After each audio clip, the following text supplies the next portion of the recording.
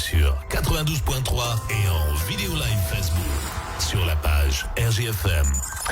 Il est 7h45, ça y est, on y est, c'est le grand jour, la réouverture des cafés et restaurants, ça y est, c'est effectif pour certains. Depuis quelques minutes, on va filer du côté du Moderne sur le boulevard de Courtet, retrouver le gérant, Jérôme Briffaut. Bonjour Jérôme. Bonjour. Et merci d'être avec nous. Merci d'être avec nous ce matin. Avec cette reprise, c'est un peu ambiance rentrée des classes, c'est un peu ça?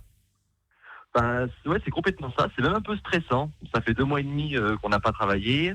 Voilà, c'est la reprise. Bon, ça va se faire. Il y a pas de raison. Mais c'est vrai qu'on a un peu tout perdu. On a perdu nos repères. Alors on salue évidemment tous les cafetiers qui nous écoutent, qui sont également en phase de reprise. Je crois que vous, au Moderne, vous avez rouvert depuis 7h. Comment ça se passe tout simplement depuis 7h là? Depuis 7h, c'est assez calme. On a nos habitués qui sont déjà là. Avant d'aller au travail, puis les gens qui avaient hâte de nous retrouver. Pour l'instant, c'est assez calme, ce qui est tout à fait normal.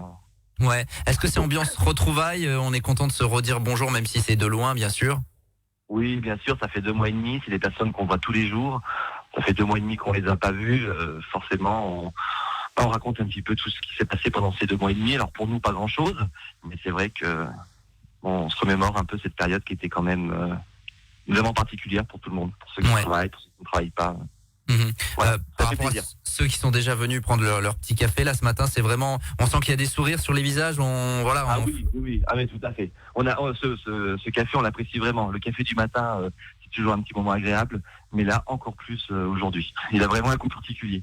Qu'est-ce qu'ils vous disent les clients? On est content de vous retrouver finalement? C'est ça, tout à fait. Ils sont contents de nous retrouver, et puis tout simplement de revenir à une vie un peu plus normale, même si les règles, qui nous sont imposées sont un petit peu des fois strictes et c'est pas tout à fait encore l'esprit du bar d'avant. Je trouve quand même que voilà, les gens sont pour l'instant sérieux et raisonnables. Mais ça ne plus. Ouais, bien sûr. Comment vous l'envisagez justement cette journée? Comment vous l'imaginez finalement?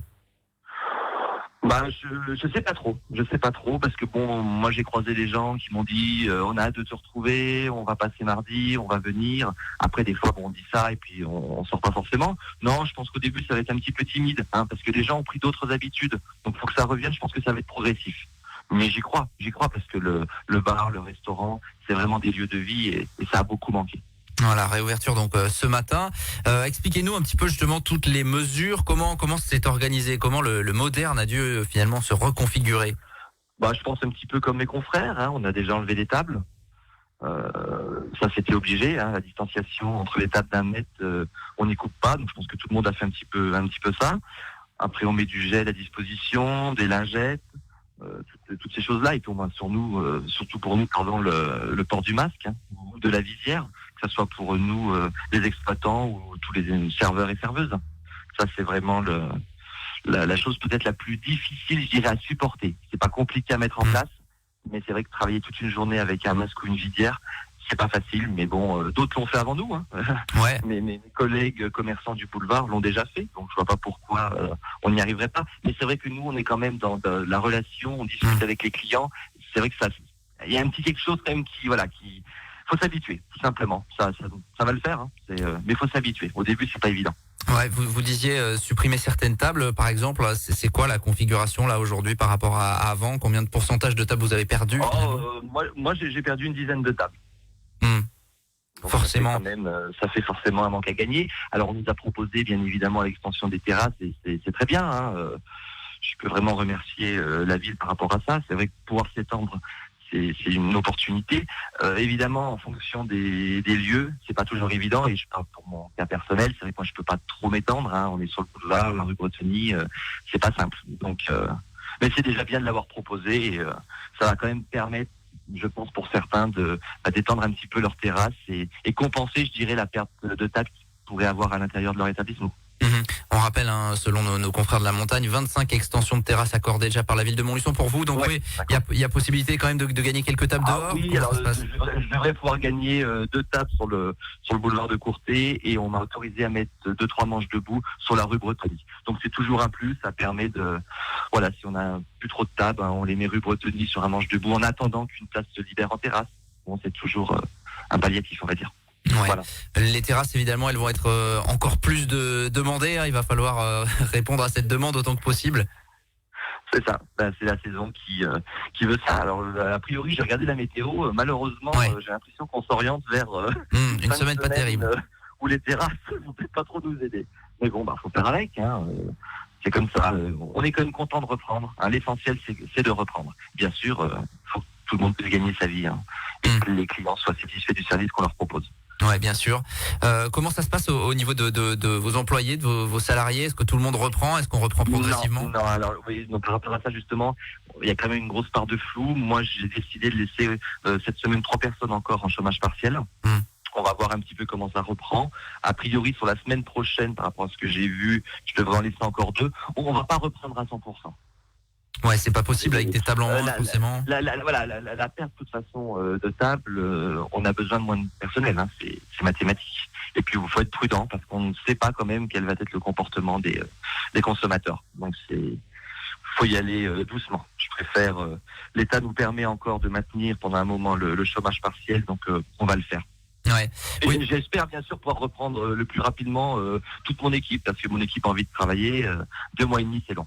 Ouais, bien sûr, oui, mais il y a une réalité économique finalement derrière tout ça, des tables en moins, un manque à gagner, voilà. Bien sûr. Donc on est dans le progressif finalement. On entendait tout à l'heure le sujet avec les restaurateurs également qui prennent leur temps, qui veulent pas se précipiter. Finalement c'est ça. Comment vous allez faire être attentif finalement à ce que les clients respectent la distanciation sociale? C'est vrai que c'est pas forcément évident. Votre rôle c'est pas de jouer le gendarme. Comment vous allez gérer ça finalement? Là j'ai pas trop de recul par rapport à ça. Je ne sais pas trop. On va faire un petit peu au cas par cas. Comme tu le disais, on n'est pas là pour faire les gendarmes. Les personnes sont là pour passer un moment agréable, consommer un petit café, une bière. On n'est pas là pour mettre encore une pression supplémentaire, mais c'est vrai qu'on doit aussi quand même maintenir un minimum, je dirais, l'ordre et les règles qui nous sont imposées. Cette fameuse distanciation sociale, on entend parler en permanence depuis 2 mois et demi. Là, j'ai pas trop de recul, donc on va voir comment les gens. J'espère que les gens auront du civisme et vont respecter par eux-mêmes, je dirais, les règles on les connaît, on nous le rabâche à longueur de journée à la télévision, à la radio. Je pense que maintenant, ça devrait rentrer dans les mœurs. Donc j'espère qu'on ne sera pas obligé de trop intervenir, parce que c'est pas un rôle agréable et c'est surtout pas le nôtre. Ouais, bien sûr, c'est toujours ça. On est un petit peu partagé finalement entre tout ça. Il y a un métier à faire et en même temps à faire respecter ces distances-là. Comment ça se passe? Le bar est condamné? Oui, on n'a pas de service au comptoir. Donc moi j'ai mis des tables devant le comptoir. Les gens sont assis. On ne doit pas servir a priori debout. Donc tout le monde assis. Et le port du masque est obligatoire pour rentrer dans l'établissement. On l'enlève au moment où on s'assoit à table. D'accord. Pour rentrer, le port du masque est obligatoire. Voilà. J'imagine que vous avez feuilleté évidemment toutes les mesures gouvernementales, etc. C'est vrai que ça a dû être la préparation aussi. Tout a dû se faire. La préparation, faut tout lire. On n'a pas eu finalement beaucoup de temps quand même pour s'organiser, parce que l'annonce, c'était jeudi, l'annonce officielle de la réouverture pour nous le 2 juin. Donc c'est rapide avec un week-end de Pentecôte. Je pense surtout moi à mes collègues restaurateurs. Je pense que c'est beaucoup plus difficile parce que là ils ont les produits frais, ils ont les commandes. Nous les débits de boissons où on fait pas d'alimentation, c'est quand même un petit peu plus simple. On n'a pas de préparation, je dirais, de plats. Mais je pense que pour les restaurateurs particulièrement, ça a dû être très difficile. Ouais, forcément. On va finir quand même par une note positive, puisqu'on vous avait eu au téléphone il y a quelques semaines dans une période compliquée. Il n'y avait pas de date de réouverture. Bon là quand même, on est le 2 juin, il fait beau, encore pour quelques temps. Ça va bien quoi. Ce deuxième appel, pour moi, c'est du soulagement et ça veut dire qu'on est sur la bonne voie. On commence à avoir un petit peu de liberté et ça, c'est important. On s'approche de la normalité, on va dire. Ouais.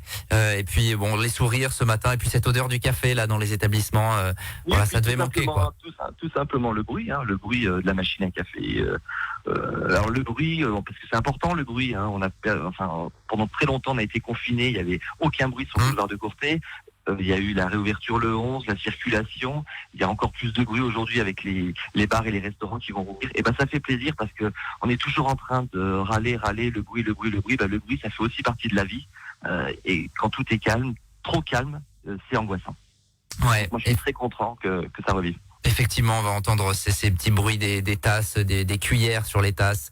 Et puis voilà, ces bruits très spécifiques et on était content en tout cas de partager ces premières minutes d'ouverture, de réouverture du côté du moderne. Merci de m'avoir rappelé, C'est sympa. Et on salue évidemment tous les cafetiers, les restaurateurs qui se préparent pour aujourd'hui ou d'ici la fin de la semaine à rouvrir et qui ont du taf, qui ont un petit peu une certaine pression aussi parce qu'ils savent pas comment ça va se passer. Mais voilà, on les soutient bien évidemment. Merci Jérôme d'avoir été avec nous. Merci à tous. À bientôt. Très bon courage pour cette journée et puis le bonjour évidemment à tous les clients et les salariés du Moderne qui sont à l'œuvre depuis tout à l'heure. Merci Jérôme. À bientôt. Merci à tous mes clients. Voilà, c'est fait. Sur RJFM, c'est comme ça. Bah voilà, évidemment 7h06, 7h45, c'est l'heure où l'on parle avec ceux qui font l'actu et ceux qui font l'actu aujourd'hui, ce sont notamment les cafetiers restaurateurs. Vous êtes cafetier restaurateur, vous êtes sinon je pense à tous ceux qui vont reprendre également dans les casinos par exemple aujourd'hui. N'hésitez pas, vous nous envoyez un petit mail rjfm@rjfm.net, vous nous envoyez pourquoi pas un petit message sur Facebook, vous nous appelez 0892 237 118 et on sera ravis évidemment de vous avoir tout à l'heure en ligne. Pourquoi pas, on peut accorder une petite dizaine de minutes comme ça à 8h45 dans cette journée un petit peu spéciale, c'est le revival finalement, un petit peu épisode 2.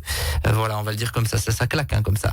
Merci de nous avoir suivis en tout cas avec l'invité du jour. Dans un instant, c'est le rappel des titres et puis Laurent va revenir également. À tout de suite. 7h45, l'invité du jour. En direct sur 92.3 et en Facebook Live vidéo sur la page RJFM.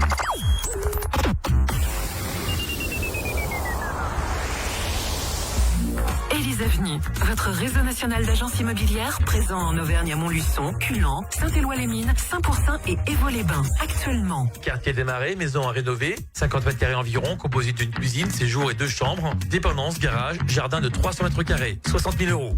Retrouvez plus de 300 biens en vente et location sur le site eliseavenue.com et